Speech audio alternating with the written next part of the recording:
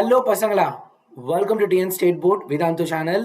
பசங்களா, நீங்கள் எதிர்பார்த்த மாதிரியே, நீங்கள் நினச்ச மாதிரியே என்ன அப்படின்னா 11th பப்ளிக் கேன்சல், இந்த மாதிரி நிறைய ஃபேக் நியூஸ்லாம் பார்த்துருப்பீங்க. ஆனால் இப்போ அஃபீஷியலாகவே அனௌன்ஸ் பண்ணிட்டாங்க என்ன அப்படின்னா 11th ஸ்டாண்டர்டுக்கு பப்ளிக் எக்ஸாம் கிடையாது அப்படின்னு.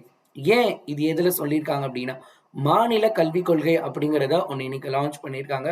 அதாவது ஒரு வெளியீடு செஞ்சுருக்காங்க. ஜென்ரலாக இதுக்கு முன்னாடி எஜுகேஷன் பாலிசி சென்ட்ரலில் இருக்கும், ஸ்டேட்டுக்கும் அதே மாதிரி கொடுப்பாங்க. அதில் 10th 11th 12th 3 வருஷம் பசங்க கண்டினியூஸாக ப்ரெஷரை எதிர்கொள்ள வேண்டாம் அப்படிங்கிற காரணத்துக்காக 11th பப்ளிக்கை நாங்கள் வந்து தடை செய்கிறோம். We are going to drop it. முன்னாடி இருந்த மாதிரியே 10th-க்கும் 12th-க்கும் மட்டும்தான் பப்ளிக் அப்படிங்கிற ஒரு ஸ்கீமை கொண்டு வந்திருக்காங்க. இது எப்போலேருந்து அப்ளிகபிள் அப்படிங்கிற விஷயம், அதுக்கப்புறம் இதை பற்றின இன்னும் அப்டேட்லாம் நம்ம பார்க்குறதுக்கு முன்னாடி சேனலை சப்ஸ்கிரைப் பண்ணலைன்னா சப்ஸ்கிரைப் பண்ணிக்கோ. பிகாஸ் 11th பப்ளிக் இல்லைன்னு சொன்னவங்க கூடவே சைடில் ஒரு ட்விஸ்ட்டும் கொடுத்துருக்காங்க. அதை பற்றி தான் இந்த வீடியோவில் நம்ம டீட்டெயிலாக பார்க்க போகிறோம். சப்ஸ்கிரைப் பண்ணி மறக்காம ஃப்ரெண்ட்ஸ்க்கு எல்லாத்துக்கும் ஷேர் பண்ணிவிடு. ஸோ பப்ளிக் எக்ஸாம் கேன்சல் பண்ணது கேன்சல் தான். அதுதான் இன்னைக்கு இப்போதைக்கு தற்போதைக்கு சொன்ன நியூஸ் படி கேன்சல் பண்ணிட்டாங்க. பட் என்ன விஷயம் சொல்லியிருக்காங்க அப்படின்னா, இந்த 11th மார்க்கை காலேஜ் என்ட்ரன்ஸ்க்கும் காலேஜில் ஜாயின் பண்ணுறப்ப அப்படின்னா காலேஜ் ஜாயின் பண்ணுறப்ப கன்சிடர் பண்ணுவோம் அப்படிங்கிற ஒரு விஷயத்த சொல்லியிருக்காங்க. இது புரியலை, என்ன நடக்குதுன்னே புரியல. இதுக்கு பப்ளிக் எக்ஸாமே வச்சுட்டு போயிருக்கலாமே. ஏன்னா மார்க்கை கன்சிடர் பண்ணுவாங்களா, ஆனால் பப்ளிக் கிடையாது. இது நல்லதா கெட்டதானே தெரியல. ஏன்னா அது ஒரு டவுட்டோட நீங்கள் அன்பில் மகேஷ் அவர்களோட அந்த பேட்டி பார்த்தீங்க அப்படின்னா அவரே ஒரு கொஷின் மார்க்கோட தான் முடிச்சிருக்காரு. அதாவது 11th பப்ளிக் எக்ஸாம் நாங்கள் கேன்சல் பண்ணுறோம், ஏன்னா பசங்க வந்து ரொம்ப வந்து என்ன அப்படின்னா ஸ்ட்ரெஸ் ஆகுறாங்க, அதனால நாங்கள் வந்து பப்ளிக் கேன்சல் பண்ணுறோம். ஆனால் இது முடிச்சுட்டு அதையும் சொல்கிறாங்க. பட் என்னவா, அதாவது 11th மார்க்கை காலேஜ் என்ட்ரன்ஸ்க்கு கன்சிடர் பண்ணுற மாதிரி ஒரு ஐடியா வேறு எங்களுக்கு இருக்குது அப்படின்னு. இதுக்கு பரீட்சை மூட்டை குடோன்லேயே இருந்திருக்கலாமே, அந்த மாதிரி தான். ஸோ நம்ம எதையுமே முடிவு பண்ண முடியாது. அவங்க ஏதோ செஞ்சுருக்க விஷயங்கள் நல்ல விஷயமும் இருக்குது. இதில் வந்து என்ன அப்படின்னா ஒரு சில நெகட்டிவும் இருக்குது. ஃபார் எக்ஸாம்பிளுக்கு இப்போ பார்த்தீங்கன்னா நிறைய ஸ்கூல்ஸில் 11th போர்ஷன்ஸை இவ்வளோ நாள் பப்ளிக் எக்ஸாமுங்கிறனால ரொம்ப விகரஸாக ரொம்ப சீரியஸாக நடத்திட்டு இருந்த இடத்துலலாம் பார்த்தீங்கன்னா பழையபடி என்ன அப்படின்னா திரும்பவும் போர்ஷன்ஸ் நடத்த மாட்டாங்க அல்லது நடத்தாமல் இருக்கிறதுக்கான வாய்ப்புகள் இருக்குது. நிறைய பள்ளிகள் சிறப்பாக ஃபாலோ பண்ணுறவங்க இருக்காங்க, ஒரு சில பள்ளிகளில் இந்த மாதிரி நடக்கிறதுக்கான வாய்ப்புகள் இருக்குது. அப்போ போர்டு எக்ஸாம் முடிச்சிருவீங்க, 12th முடிச்சிருவீங்க, காம்படிட்டிவ் எக்ஸாம் நீட் இன்னும் தமிழ்நாட்டில் கேன்சல் பண்ணலை. நீட் எக்ஸாம் இருக்குது, நீட் எக்ஸாம் இருக்குது, ஜேஇ எக்ஸாம் இருக்குது. அப்போ நீங்கள் என்ஐடியோ அல்லது ஐஐடியோ போகணும் அப்படின்னா அல்லது எய்ம்ஸ் போகணும், நீட் எக்ஸாம் எழுதி எம்பிபிஎஸ் ஆகணும்னா கட்டாயமாக 11th சிலபஸ் தேவை. ஏன்னா சிபிஎஸ்சியில் 11th பப்ளிக் கிடையாது, ஆனால் நீட் அண்ட் ஜேஇ எக்ஸாமுக்கு 11th போர்ஷன் இருக்குது.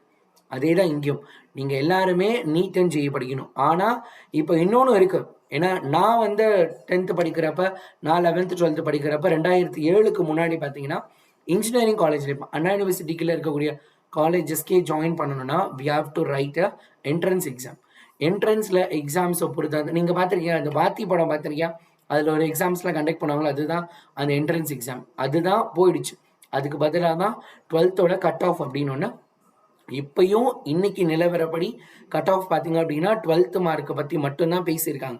11th மார்க் எங்கேயுமே இருக்குன்னு வரலை. ஆனால் அந்த கொள்கை பார்த்தீங்கன்னா இந்த அறிக்கையில் பார்த்தீங்க அப்படின்னா மென்ஷன் பண்ணியிருக்காங்க 11th mark will be considered for college entrance அப்படின்னு. அதை வந்து கிளாரிஃபை பண்ணணும் அப்படின்னா நம்மளோட கல்வி துறை அமைச்சரே ஒரு கொஷின் மார்க்கோட பேட்டியில் முடிச்சிருக்காங்க.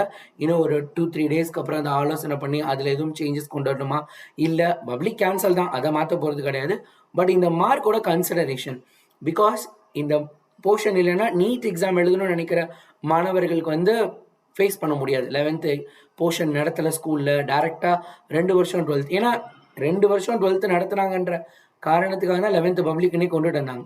ஸோ இப்போ இந்த ஒரு இஷ்யூ இருக்கனால ஸோ நிறைய கேள்விகள் நிறைய கன்ஃபியூஷன்ஸோட தான் இந்த கல்விக் கொள்கை நம்மளுக்கு முடிஞ்சிருக்கு. ஸோ பார்த்தீங்கன்னா 5th ஸ்டாண்டர்ட் 8th ஸ்டாண்டர்டுக்குலாம் சென்ட்ரல் கவர்மெண்ட் சிபிஎஸ்சியில் பப்ளிக் மாதிரி நடத்த போகிறாங்க, ஃபெயிலியர்ஸ் கொடுக்க போகிறாங்கன்னு சொன்னாங்க.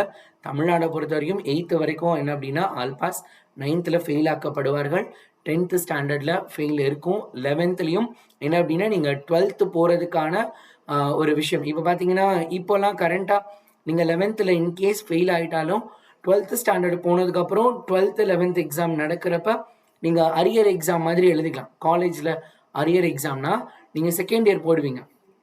ஃபஸ்ட் இயரில் நீங்கள் ஃபெயில் ஆன பேப்பர்ஸை செகண்ட் இயர் படிக்கிறப்ப அந்த எக்ஸாம் எழுதுகிறப்ப சேர்த்து எழுதுவாங்க. அந்த மாதிரி தான் இப்பயும் நடந்துட்டு இருக்கு.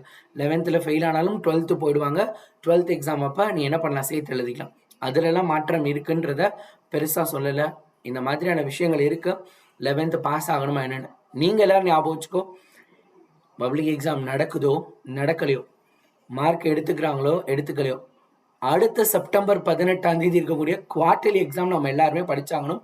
அதுக்கு கண்டிப்பாக மார்க் வேணும். வீட்டில் கேட்பாங்கல்ல, அம்மா அப்பா கிட்ட மார்க் வாங்கணும்ல, நமக்கும் ஒன்று இருக்குல்ல படிக்கணும் அப்படின்னு.